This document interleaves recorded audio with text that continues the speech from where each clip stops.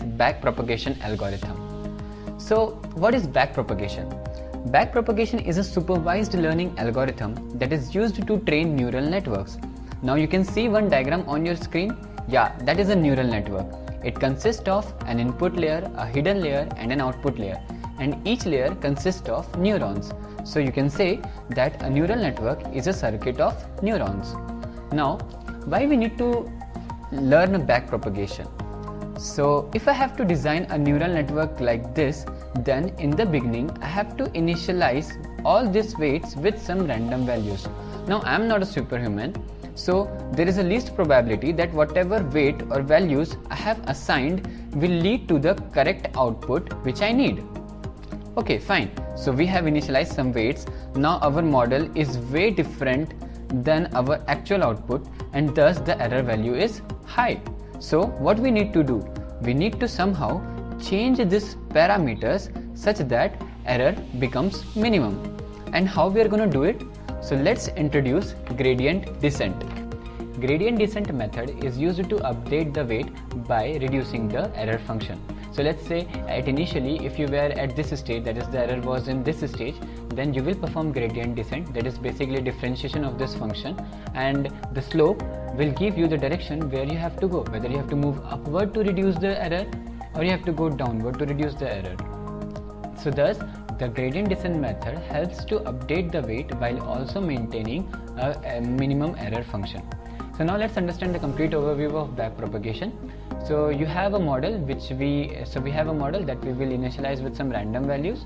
Then at the first stage we will calculate the error, that is forward pass, and then we will calculate the error, actual output minus the predicted output. Then we will see whether the error is minimum or not. If it is minimum, then the model is ready to make prediction. If it is not, then we have to update the parent method, and then again we will calculate the error, again we will check whether the error is minimum or not, and this whole process is known as training the model. Now let's understand backpropagation with a very simple example. So here we are designing a neural network which has 2 input neurons, 2 hidden neurons and 2 output neurons. Additionally, we are using 2 more things, that is known as bias, whose value is 1, which doesn't have any incoming node, but all it has is an outgoing node. Now a very important question arises that why we are using bias when it doesn't have any incoming node, and it is important to address it.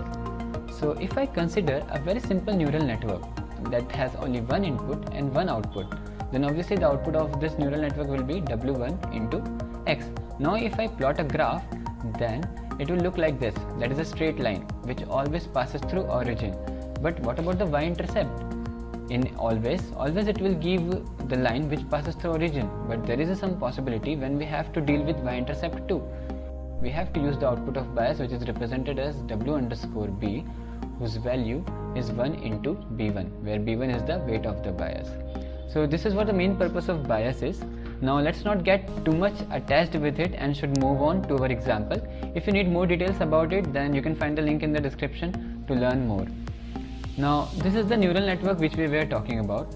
Now all the values has been initialized from I1 to I2 and from weight W1 to W8, and also the bias B1 and B2, and also the actual output which we need, that is 0.01 and 0.99. Here the first step is forward pass, that is we will go from I1 to O1, that is calculating our prediction output by taking all this initialized or random values. Then we will calculate the error, that is the actual output minus the predicted output, and then we will move all the way back from O1 to I1 and update each values of these weights by using gradient descent method such that the error should be minimum. Again we will go forward pass, calculate the prediction output, then we will calculate the error, again we will move backward, and while updating all the weights, and the whole process will continue till the error is minimum. So let's see the first step, that is the forward pass. So what we need to do, we have to move from I1 to O1. So first of all we have to calculate the value of H1, that is net H1. So net H1 can be calculated by seeing these lines. You can see from H1 there is one line from I1 and one line from I2. So net H1 value and one line from B1. So net H1 value will be I1 into W1 plus I2 into W2 plus 1 into b1. That is what written over here. Now substitute all the values and you will get the value of net h1. Similarly, you have to calculate the value of net h2. So net h2 will be I1 into W3 plus I2 into W4 plus 1 into b1. That will be the value of net h2. But this net h1 and net h2 is not enough. You have to squash this function. That is, you have to put the values between 0 to 1. Thus, for that, you have to use this formula. Out h1 is equals to 1 upon 1 plus e to the power minus net h1. So whatever net h1 you have calculated over here, just substitute its value and you will get the final answer of out h1, and same you have to do for out h2. Now since we have reached till h1 and h2, now we have to move on to O1 and O2. So for O1 and O2 we have to follow the same procedure. For O1 it will be h1 into W5 plus h2 into W6 plus 1 into B2, and similarly for O2 it will be h1 into W7, h2 into W8 and 1 into B2. As we have calculated net O1 or net O2, now we will calculate out O1 and out O2. So out O1 formula will be again the same thing, 1 upon 1 plus e to the power minus net O1. Substitute this value and then you will get the output value. Similarly you have to perform this operation for out O2. Now you can see our output value of first node is 0.75, but what we need is 0.01, and for second the output value is 0.772, but what we need is 0.99. So obviously there is a huge error. So what you have to do, you have to now calculate error. So how to calculate an error? Error is defined as summation of half of target minus output. Here this target is the actual value and this output is the predicted output, or the output which we were getting. So if I will calculate for O1, then half of what was the actual output, that is 0.01, and what output I am getting, that is 0.75. So this was the error for O1, and similarly I will calculate error for O2, and the total error will be EO1 plus EO2. So this is my total final error. Now what we have to do, we have calculated the error, now we have to update the weight such that this error value should reduce. So we will go backward path, that is we will move all the way from O1 to I1 and we will update each values such that our error should be minimum. So from here on I will suggest you to follow up with me, write it down so that you can understand the things thoroughly. So first of all we will consider the weight W5. Now we have to calculate the partial derivative of total error with respect to W5, that is you have to partially differentiate it, but you cannot directly differentiate it. You need to find some relation between this total error and W5. So you have seen a lot of formulas before where E total is dependent on out O1 and this out O1 is dependent on net O1, and finally net O1 is dependent on W5. Diagrammatically it will look something like that, that the total error is now dependent on out O1 on net O1 and finally net O1 on W5. So we can write the formula directly over here. If you know homogeneous differentiation well, then you can understand it very clearly. So total error, partial derivative of total error with respect to out O1, then out O1 with respect to net O1, and finally net O1 with respect to W5. So this is what the formula which we have of total error with respect to W5 by using this. Now you have seen the first two terms. Yeah, the multiplication of this two term is also known as delta rule or delta function. That is the total error, partial derivative of total error with respect to net O1. This is just the term which you might have heard before or something like that. So now just moving on, we will calculate that our partial derivative of total error with respect to W5. We have got the formula. Now we have to calculate the first term. So we know what is E total. E total is defined as this. Now we have to differentiate it. So this particular last term, that is the second term, will be treated as a constant and the differentiation of this will be 0, and differentiation of the first term will be 2 into 1 by 2, target of O1 minus out O1 to the power 2 minus 1. Substitute all the values, you will get the value for partial derivative of total error with respect to out O1. So we have calculated the first term. Now we have to calculate the second term, that is partial derivative of out O1 with respect to net O1. So we know what is out O1? Out O1 is 1 upon 1 plus e to the power minus net O1. So if you will differentiate it, partially differentiate it with respect to net O1, then this is what the value we will get. If you have any confusion with the differentiation, then look at this term 1 upon 1 plus e to the power minus x. I am just replacing net O1 with x. Now if you will transform it, then e to the power minus x can be written as 1 upon e to the power x, and if you will further transform it, then it will become e to the power x upon 1 plus e to the power x.